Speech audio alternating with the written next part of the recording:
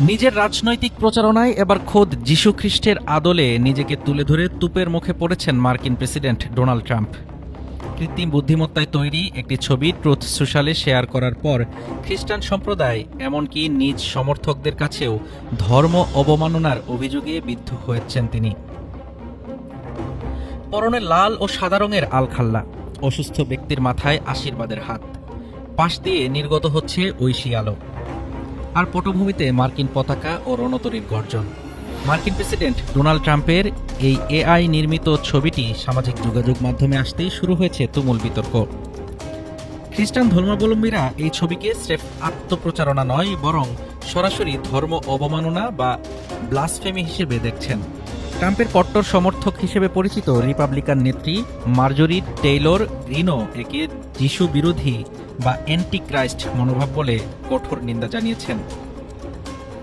তোপের মুখে পড়ে সোমবার পোস্টটি মুছে ফেলেন ট্রাম্প, তবে বরাবরের মতোই অস্বীকার করেছেন নিজের দায়। দাবি করেছেন নিজেকে যিশু নয়, বরং একজন চিকিৎসক হিসেবে উপস্থাপন করতে চেয়েছেন তিনি, যিনি মানুষকে সুস্থ করেন।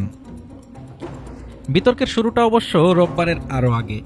গত সপ্তাহে পোপ লিও চতুর্দশের বিরুদ্ধে একের পর এক কটূক্তি এবং নিজেকে পোপ হিসেবে উপস্থাপন করা এআই ছবি পোস্ট করে আগেই ক্যাথলিকদের ক্ষোভের মুখে পড়েছিলেন ট্রাম্প। ধর্মতাত্ত্বিকদের মতে যিশুর শান্তির বাণীর পাশে যুদ্ধবিমানের ছবি প্রদর্শন খ্রিস্ট ধর্মের মূল দর্শনের পরিপন্থী। কর্নেল বিশ্ববিদ্যালয়ের অধ্যাপক কিম হেইন্স আইটজেন জানান, ১৩ শতক থেকে প্রচলিত এই ব্লাসফেমি শব্দটির অর্থ এখন কেবল কুৎসা রটানো নয়, বরং পবিত্র সত্তাকে অসম্মান করা। ট্রাম্পের আধ্যাত্মিক উপদেষ্টারা তার আইনি লড়াইকে যিশুর যন্ত্রণার সঙ্গে তুলনা করলেও সাধারণ ধর্মপ্রাণ খ্রিস্টানদের কাছে এটি সীমানা অতিক্রমের নামান্তর। ডোনাল্ড ট্রাম্পের এই কর্মকাণ্ড রাজনৈতিক প্রচারণাকে এক অস্বাভাবিক ধর্মতাত্ত্বিক বিতর্কের কেন্দ্রে নিয়ে দাঁড় করিয়েছে।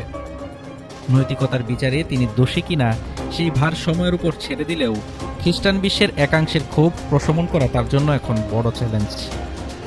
হাফিজুর রহমান তুষার, ঢাকা টুডে।